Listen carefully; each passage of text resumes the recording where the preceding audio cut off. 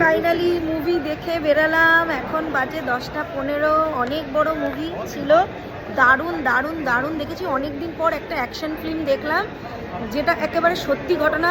পাকিস্তানরা আমাদের হিন্দুস্তানের যতগুলো মানে অ্যাটাক করেছে সেই বেসিক করেই ঘটনাটা। যারা দেখেছো তারা আমার কথাটা নিশ্চয়ই বুঝতে পারবে, আর যারা দেখোনি আমি বলবো অবশ্যই এই মুভিটা তোমাদের দেখা উচিত। আর এটার পার্ট 2ও আসবে 2026 মার্চে, সেটা দেখালো এখন লাস্টে ফিনিশিংয়ে। তো সেই জন্যই আমি জানতে পারলাম, নইলে আমি কী করে জানতাম। তো যাই হোক, এটা পার্ট 2 আসতে চলেছে। অ্যান্ড মুভিটা দারুণ অ্যাকশন মুভি। 1 মিনিটের জন্য চোখ সরানো যাবে না যে বোরিং লাগবে, সেটা তো না, পুরো পয়সা বসুন। শুধু আমার মুভিটাতে একটা জিনিসই আমি বলবো, যদিও আমার বলাটা এটা ঠিক না, তবুও আমি বলবো যে মুভিটা একটা জিনিসই বলবো, যেটা হচ্ছে গিয়ে রণবীর সিংয়ের সাথে হিরোইনটাকে একদম মানাচ্ছে না। একদম বাচ্চা একটা মেয়ে, বোনের মতো লাগছে, কিন্তু ক্যারেক্টার ওয়াইজ ওরা কাস্টিং করেছে যে একটা 19 বছরের মেয়েকে দেখাতে হবে। তো 19 বছরের মেয়েকে তো খুব হেভি দেখাতে পারে না, তো তার জন্য ওরা সেই বুঝে কাস্টিং করেছে জানি। বাট রণবীর সিংয়ের সাথে হিরোইনকে অতটা ফিট লাগছে না। বাট বাদ বাকি সব কিছু আমি বলবো মুভির একদম এক্সিলেন্ট এক্সিলেন্ট এক্সিলেন্ট।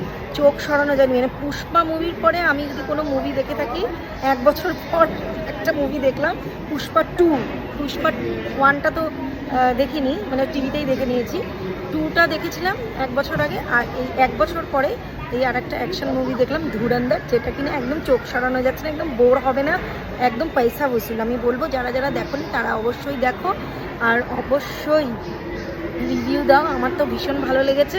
তো আমি বলবো এই মুভিটা দেখো, খুব ভালো লেগেছে। পার্সোনালি হিরোইনটা খুব বাচ্চা বাচ্চা লাগছিলো ওর কাছে, এটাই আর কি। আর বাদ বাকি মুভিটা দারুণ দারুণ। আর এটা সেকেন্ড পার্টের জন্য অপেক্ষা করতে হবে গাইস, এটা সেকেন্ড পার্টটাও দেখতে হবে। আমি রণবীর সিংয়ের কোনোদিনও ফ্যান ছিলাম না, বাট এই মুভিটা দেখার পরে একটু ভালো লাগছে, অতটাও না, একটু একটু। ওর অ্যাক্টিংটা খুব ভালো হয়েছে। তো ওভারঅল সবার অ্যাক্টিংটাই ভালো হয়েছে, খুব ভালো হয়েছে মুভিটা। এটাই আমি রিভিউ দেবো। তো সবাই দেখে আসো, যারা যারা দেখোনি দেখতে পারো। একদম মন হালকা হয়ে যাবে, মাইন্ড ফ্রেশ হয়ে যাবে, আর খুব এন্টারটেইন আছে, ভালো লাগবে। অ্যাকশন মুভি, এটার মধ্যে কোনো ফালতু জিনিস নেই। ফ্যামিলির সাথে তোমরা দেখতে পারো। তো যাই হোক, আমি আমার ফ্যামিলির সাথেই এসেছি। আমার এক দাদা চেন্নাই থেকে এসেছি, উনি আমাকে নিয়ে এসেছে। আমরা ফ্যামিলি সমেতেই এসেছি। সবাই তো ভিডিওতে আসতে চায় না, তাই জন্য তোমাদেরকে দেখাতে পারিনি বন্ধুরা, তো কিছু মনে করো না।